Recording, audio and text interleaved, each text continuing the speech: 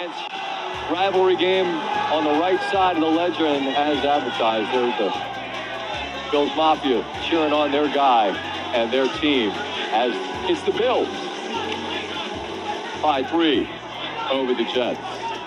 Good evening. Great to have you along with us. I'm Scott Van Pelt. Ryan Clark will be with us as we bring you the postgame. We'll visit with Joe and Troy in just a moment. Really entertaining ball game. There were a ton of penalties, but quite a lot of high-level play throughout this night as the Bills came out and ran it well. Of course, the Jets make a change on the coaching staff, and as we get down to it late, it's a 3-point lead for Buffalo, and it's Rodgers looking deep for Mike Williams, who slides down, and that allows a tremendous pick to be made to Ron Johnson there.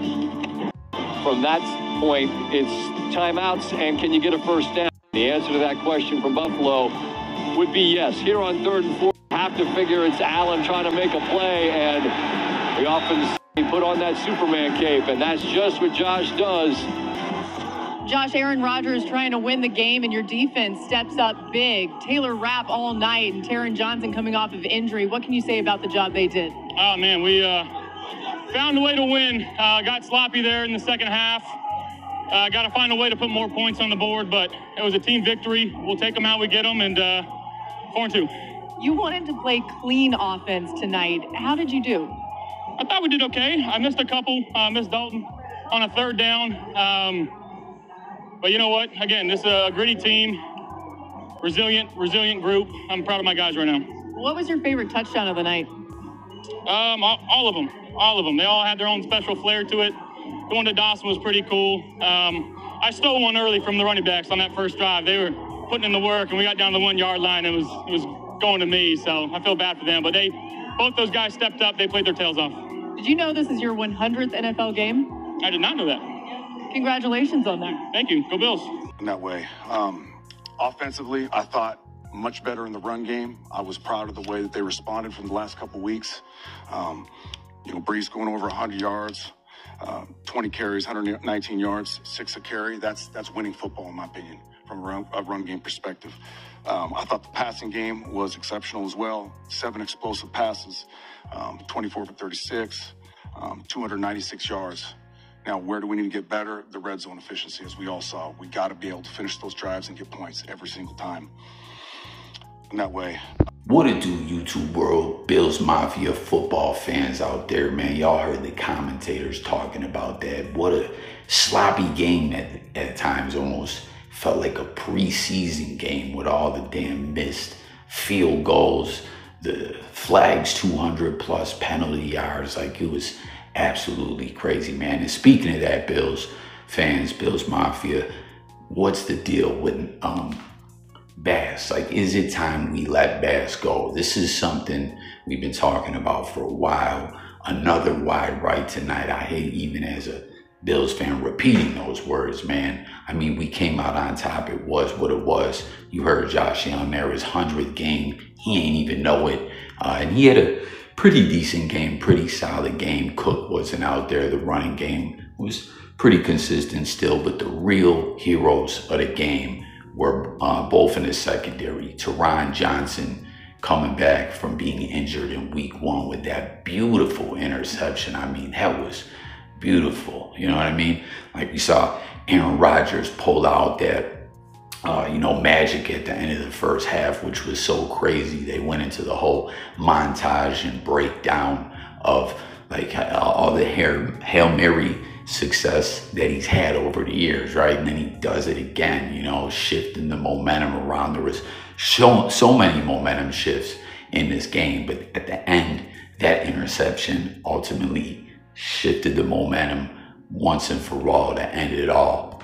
By Taron Johnson. And then, of course, Rapp, safety. That dude was playing his ass off all over the place. If you were watching the game, the commentators did a great job breaking down all the footage, showing the big plays that he made up. Another momentum shift that we were talking about was after some more flags and drives getting messed up because of it, the Jets make a big push and get all the way down there within the 5, and Rapp comes up with this big tackle, and they don't get that 7. that was huge for the Bills, you know what I mean? And I don't know, all in all, I'm happy with the W. It wasn't the most pretty win. It snaps a 2-game losing streak. Divisional games are always hard like that, you know, like you can have those funny games like that. Even the Patriots, when they were having their run with the dynasty, you know, their dynasty dominating the AFC East, winning all those Super Bowls, the Jets, Rex Ryan used to give them a hard time. They would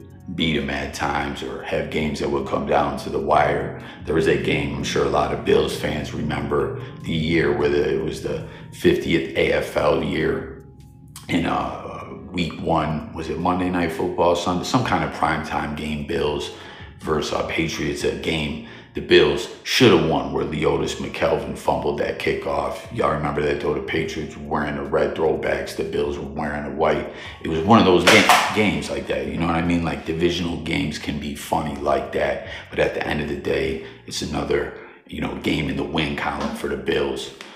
It's a divisional win, it's a conference win, and it just is what it is. But I really am, again, like, man, Bass, like, in the NFL, you gotta have a solid kicker. You cannot have a guy that's shaky out there. And after what we saw in, you know, the way the postseason ended and different stuff prior to his misses today. I mean, don't get me wrong, there was misses on both sides. It was windy as hell. I don't know.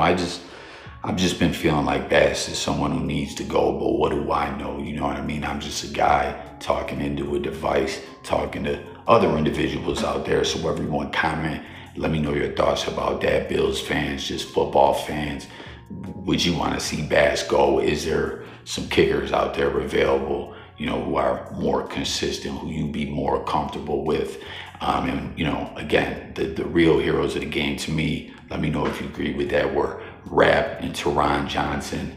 But man, talk about divisional games being wild too, with how chippy it got when the lights went out. I don't know if you guys saw that when they came back from commercial in between quarters or halves or whatever it was. Now, yeah, after the third, the lights went out. Deion Dawkins getting a big penalty out there scrapping with the Jets. And, you know, it got ugly, it got physical, but in the end, the Bills win. And now the big discussion too for the Jets, like, this is what I was saying going into this. There was all this talk about the head coach getting fired and, you know, was Aaron Rodgers consulted about it or not, this, that, and the third, you know, as they cater to this guy like a big baby, you know, which he's a hell of a quarterback. He's got a Super Bowl ring and all that, but like, how much football does this guy really have left in him? You know what I mean? Pause. And like last year, he's hurt in week 1, and I don't know, you know, like they do all this stuff and they act like, you know, from what the sports media, NFL media was indicating, like that Woody felt that this team is this good, and with Rodgers, they can go out there and beat the Bills on prime time and get first place in the division, and, you know, they can make a playoff push and all that. Like, don't get me wrong, Jets definitely, you know, have an upside, but I don't see them as a real even playoff contender personally, you know. But that's the question now. Everyone's saying, where do the Jets go from here after this